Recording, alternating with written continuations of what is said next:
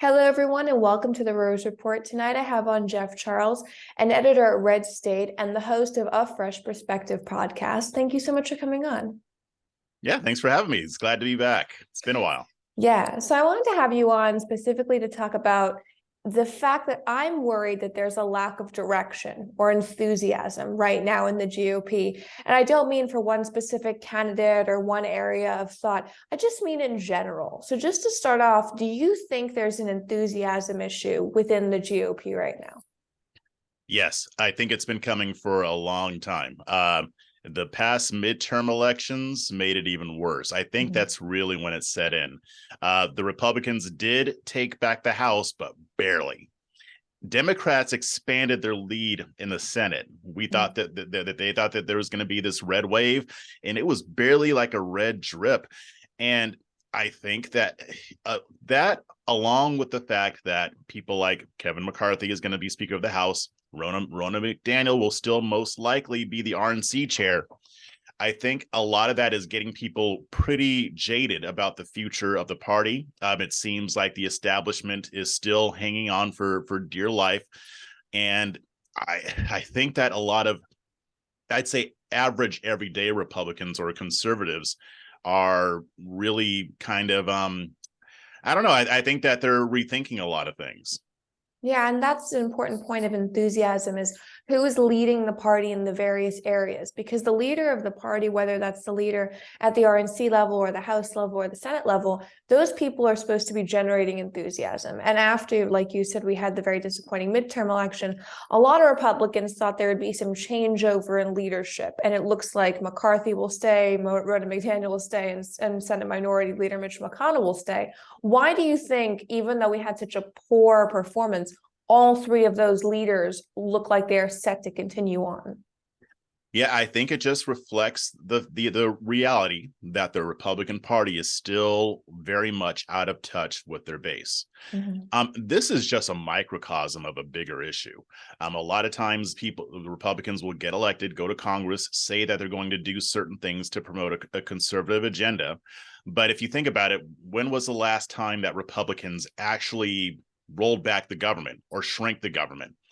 No time in recent memory. Even under Trump, the federal government grew from 9 million employees to 11 million employees. He did some tax cuts here and there, which is what Republicans do. They'll do some tax cuts to make it look like they're doing something. And I will give credit to Trump for cutting some regulations, but it's not the overhaul that people expected. I mean, and I think even with Trump, people still love Trump in the base, but I do think that he has lost a lot of his luster, which is why it's possible that he might be maybe even successfully challenged in the primaries. So I think Republican voters are just taking all of this in, and they're wondering, where's this going to go? Because the establishment has not been destroyed. It's still very much in power. Right. It seems like all they had to do was bide their time, wait Trump out, and then sink their teeth, their claws back into the apparatus. And I think that Republicans are just tired of the status quo and more of the same. And the fact that these people are still in power just kind of is like a harbinger of what's to come, which is going to be more of the same. Make an interesting point about Trump losing his luster. I've been worried that perhaps a lot of the overall enthusiasm or energy in the GOP was solely because of Trump. And with him losing that luster, we don't really seem to have a rallying cry. There are issues Republicans they get excited about. They always get excited about Supreme Court cases. But do you think that Trump losing his luster has caused an enthusiasm gap in the GOP? I think it has definitely contributed to it. I think that, going into the midterms, Trump was still very popular, and he still is. He is still very popular. People like him. But I think the result of the midterm kind of harmed him a bit. And as usual, he does things that, he shoots himself in the foot, like that dinner with Nikki Fuentes and Kanye West. And some other things, going after DeSantis the way he did. People didn't like that.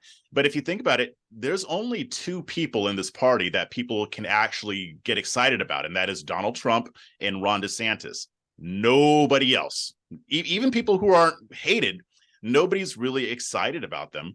And I think that this just kind of reflects an overall reality, is that we in general, we place too much stock in the presidency and the federal government. But yeah, I think all of that is contributing to what's going on right now. And you're right, there really are only two viable options in my mind. And I think a lot of people will say, well, there's a lot of candidates who have a following. It takes more than a following to realistically be a contender for a major party presidential nomination. And in terms of Ron DeSantis, I know that he generates quite a bit of buzz and enthusiasm in Florida. Do you see his general style of campaigning being something that can create an injection of excitement back in the GOP? Because it feels like we're missing that oomph that we had in 2016 that dissipated but was still there in 2020, but by the midterms has, in my mind, fizzled out. The thing about DeSantis is that he is an expert politician. He knows what he's doing. He doesn't make all these moves just because he thinks they're right. That's part of it, but he does it because he knows how it plays to the base. If you look at the Stop Woke Act and the controversy over the College Board and their AP African American Studies program, he knows all of that stuff makes him look good. And even his stuff with Disney, essentially using the government to punish them for speech, which I disagreed with, but he knew that would play well to the base. So in that way, he can inspire enthusiasm. The way he ran Florida, people really like it. The only really drawback is that he's not as charismatic as Trump is. Right. And that's something that from what I'm reading, he's working on. But I mean, he's not going to rally up a crowd the way Trump can. But the question is, does he really need to? I mean, does he already have enough going for him to where that wouldn't matter?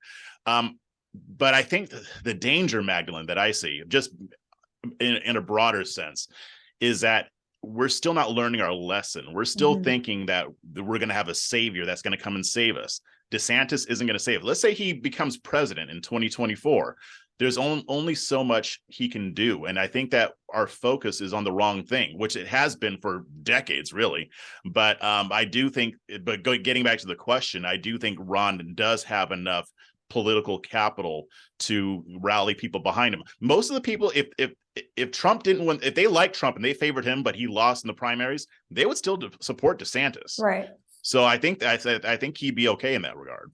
Right. You don't have this sort of personality divide that you had last time in 2016 during that process, where a lot of people who supported Ted Cruz would not necessarily have supported Donald Trump. It's a different makeup this time around. And you mentioned sort of the rallying up of a crowd.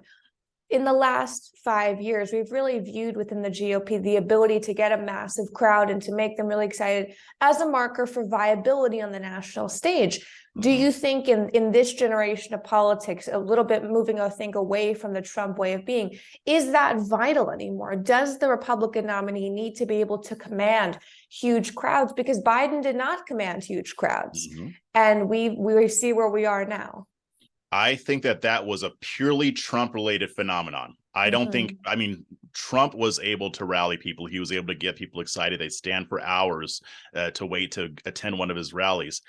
I think that was an outlier. I don't think that normal politicians need that, and DeSantis certainly doesn't need it. So I think people are making a mistake when they're looking at crowd sizes as an indicator. That was only an indicator for Trump, and that's it. I don't think going forward. Right. I mean, unless they get somebody who's more like a Trump, I don't think it's going to really apply. I think DeSantis has the political capital. Now, the tough part is that he's very popular in Florida, but he's untested on the national stage. Also, we don't know where he stands on a lot of issues because he's a governor. He doesn't deal with them. We don't know where he stands on foreign policy and other national politics. I mean, we have a hint of it from his stint in Congress, but not enough. He could get up and go full neocon and lose a lot of popularity. I think he's smart enough not to do that. But still, I think that's what's playing into it here. And that's an important point. He is untested nationally.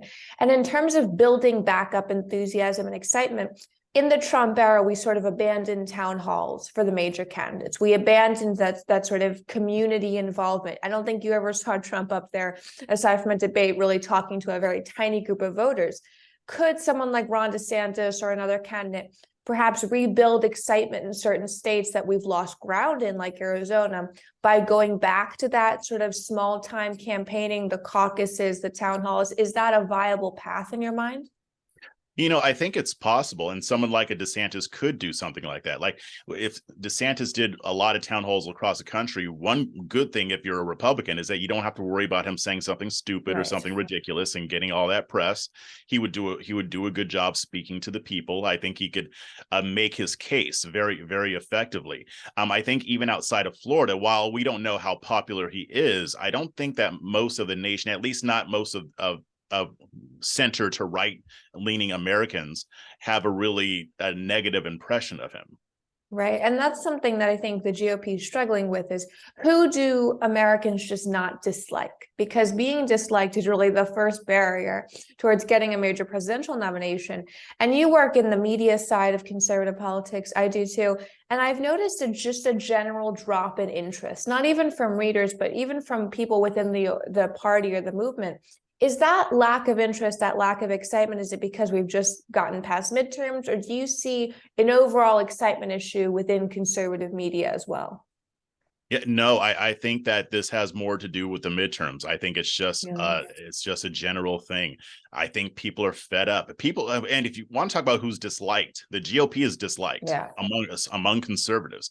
Has been for a long time, but really now, because again, like I was saying earlier, it just seems like it's going to be more of the same going forward. So there's really nothing to be excited about. I mean, even myself and what I've been doing, I've moved away from the conservative movement, and this was a long time coming anyway. But still, I mean, my focus now is on liberty and focusing on liberty, and I think that a lot of people want that because that's something that Republicans say they want, but then when they get elected, they don't do anything to that direction. I've gotten tons of messages from my readers, from my social media followers, just saying, I can't support this party anymore. I don't want to spend another cent, especially after they found out how the RNC was spending their money. Yeah. They're like, I can't give to these people anymore. I don't even want to vote for them. What do I do? So I think that there are a lot of disenchanted people. Most of them will probably still vote Republican, but I think a large chunk is either going to sit it out or look for another option, or maybe just focus on it individual candidates. I think that there is a reckoning coming.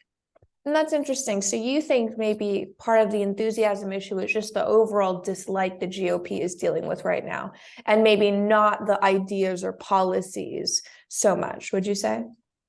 Yeah, I think the policy wise, they probably haven't changed much, but they've seen that the people that they've elected over and over and over again don't really like those policies. They say they do, but they don't.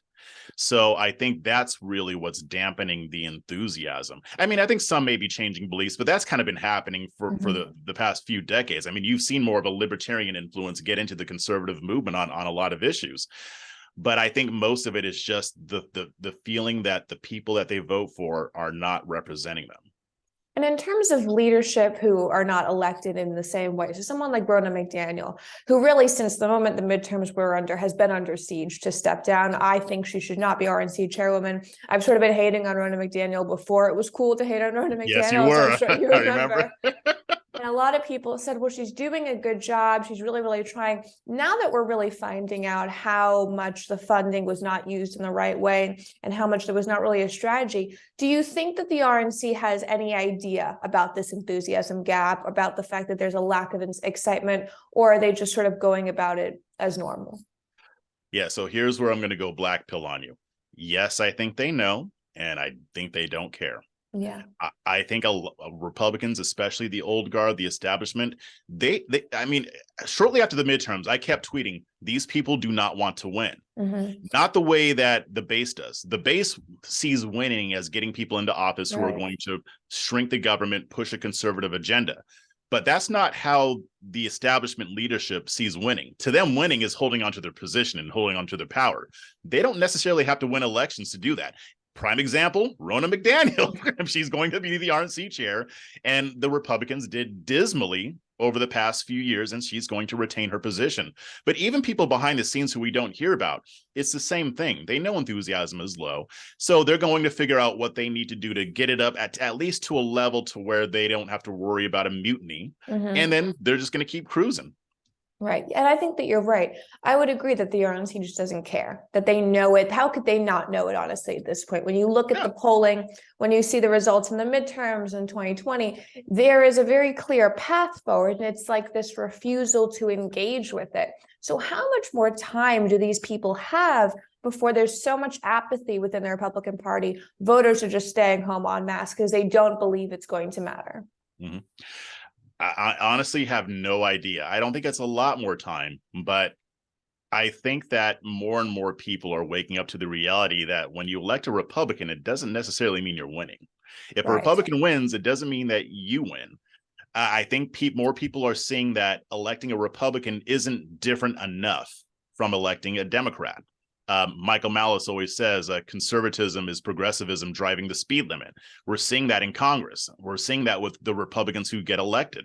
So when that happens, when they realize, okay, it doesn't matter whether it's a D or an R, I'm still going to get the same thing, maybe a little bit different, then there is going to be a reckoning. I don't know what that reckoning is going to look like. I know what I hope it looks like, but I don't know what that's actually going to look like. Like the uniparty is becoming more and more apparent to people. People are waking up to this.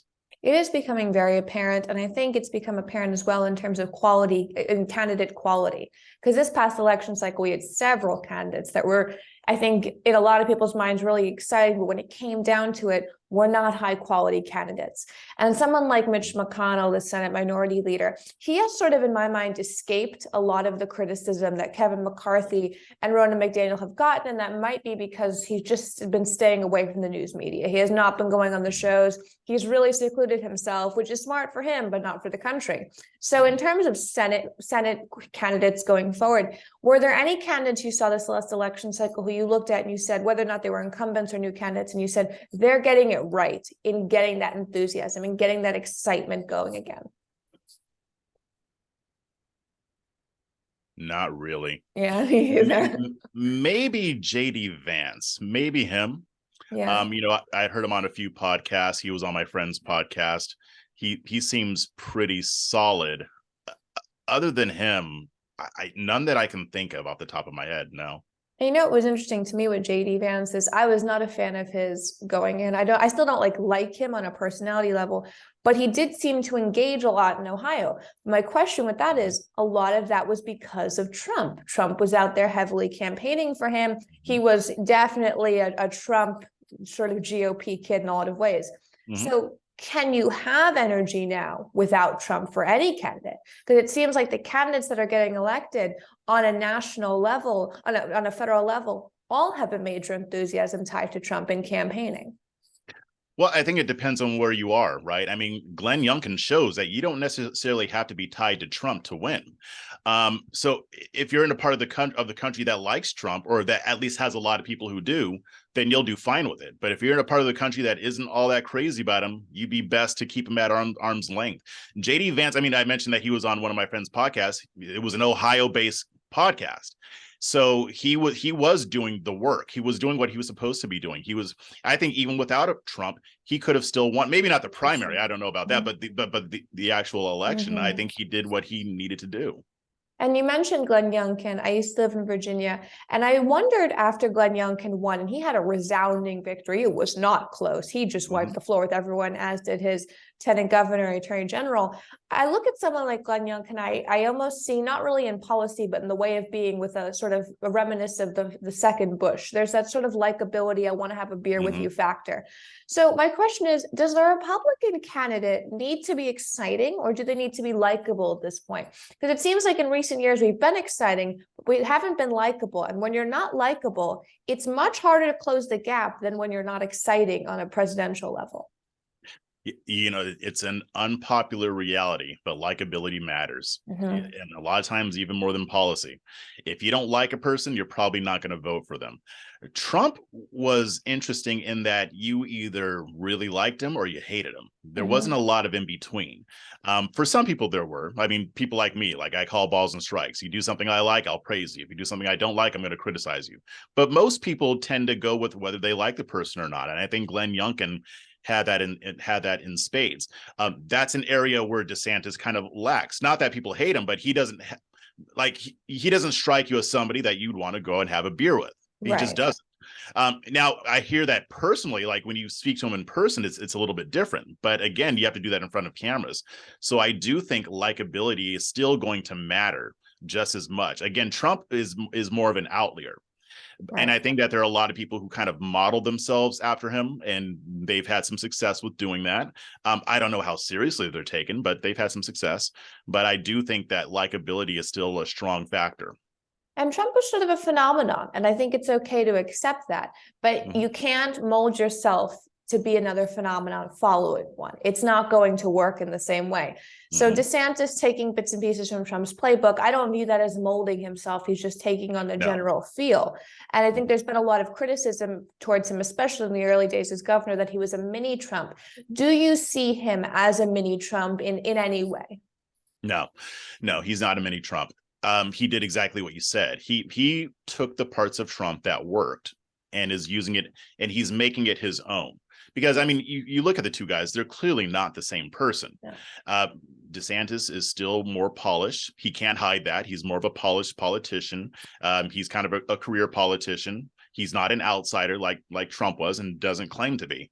But as far as the pugilistic nature of, or is it his pugilistic approach to the media, to the Democrats, his willingness to call stuff out, people really like that on the right. That's not going away, by the way. Right. That part of Trump is going to stay. People will never vote for somebody who is not willing to call out the other side in an aggressive manner. It's a very big departure from what it was during the days of Bush and Cheney, where you just kind of take it with a smile on your face. Mm-hmm. They don't want people like that anymore. So that's why people will say DeSantis is like Trump 2.0, but he really isn't Trump. He's just he's taking some of his principles. He's going more populist, more America first. But personality wise, no, he's not trying to emulate Trump like some others have. And I think that that's an important differentiating factor, because there seems to be this want by the American people to have a level of comfort again. You know, when Biden was campaigning, I warned about the nostalgic danger of Joe Biden, because he sort of brought back that Obama era feel of everything was going to be fine. You know, the world could be on fire, but Obama was on a late night talk show, so everything was fine. And I was worried about that component of nostalgia that Joe Biden could bring. What do you see as what voters want to feel emotionally towards a Republican candidate this time around? What is the main desire in your mind across the board for voters? They want to feel like their guy is going to fight for them. And and I guess the danger of that, I think that some people have taken advantage of that. So they'll give up the appearance that they're really fighting for them. You know, I won't name the names, but sometimes I'll ask, why do you like such and such? Oh, well, because they fight. Okay, what did they do to fight? Well, they say a lot of stuff in front of camera. They tweet a lot of stuff. I mean, and that's all well and good. I'm all for slamming the Democrats and whoever the authoritarians and statists are. Yes, let's do that. But I think people want somebody who's actually going to fight for them. And I think that kind of falls into a trap of electing somebody who seems like they're going to fight but doesn't have any substance. I don't know if that applies to DeSantis. He puts action behind his words. Sometimes I don't like it. Sometimes I do. But I do think that in a politician, whether it's president or something else, they are going to want to feel like somebody is out there fighting for them, whatever shape that takes. And that could mean different things. And that's kind of where the nuance comes. And that's an interesting point, because I didn't necessarily think that it was still people wanting someone to fight for them. I didn't know if we were at a position now where people wanted comfort or they wanted security. So you still think that there's a big enough part of the American people who want a warrior rather than just sort of like a caretaker? I do. And I think what they want is a warrior who fights smart. I think that's the appeal of DeSantis, because he will fight, but he chooses his battles.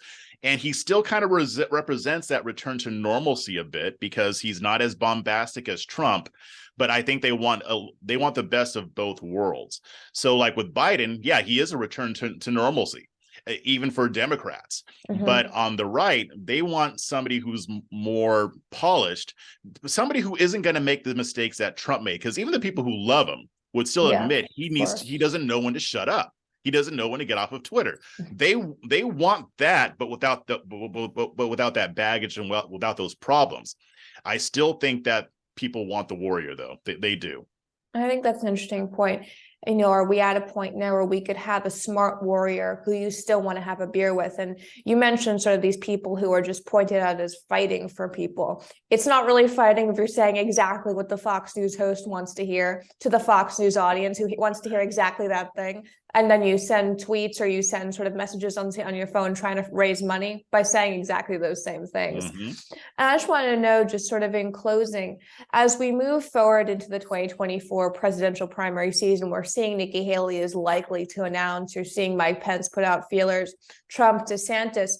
One of the things I'm afraid of that I think could be the ultimate energy killer is a Trump effort to destroy other candidates and to destroy DeSantis or Nikki Haley. If that happens, do you think there's any candidate that can weather the storm, and will it suck away a huge amount of energy within the whole GOP field, the whole primary process? So I made a prediction in December. I wrote an article about it. I said that if Donald J. Trump does not get the GOP nomination, Democrats are going to win the White House in 2024. I would agree. Because Trump is not going to say, you know what, DeSantis beat me, but everybody who loves me, go vote for DeSantis. He is not going to do that. As a matter of fact, if he does, I will be shocked. But the prophet Jeff Isaiah, you're hearing it here. If Trump does not get that nomination, Republicans will not win in 2024 because, you talk about libertarians being the spoiler. Trump is the ultimate spoiler. And he will rant and rave. He will attack the GOP establishment. He may even say the whole thing was rigged against him. He always says that, even in 2016. He's going to attack whoever it is, and he's not gonna play ball. And I don't know if he'll run as an independent. If he does that, then it's done, because he's going to take so many voters away. But even if he doesn't play ball, there is a good chance that he will depress enough of that vote to prevent Republicans from winning in 2024. Yeah, I think that is the threat, the depression that could come from a divided GOP, and he could make Ted Cruz's convention speech in 2016 look like absolutely nothing. And voters that are depressed are not voters that go out and vote. Thank you so much for coming on. Where can people follow you on social media to keep up with your work? Yeah, you can follow me on Twitter and Instagram. I'm at Jeff on the Right. Check out my podcast, A Fresh Perspective, and also check out my new Substack, Chasing Liberty. Great. We'll link all that below. Thank you for coming on the Rose Report. You got it. Thank you.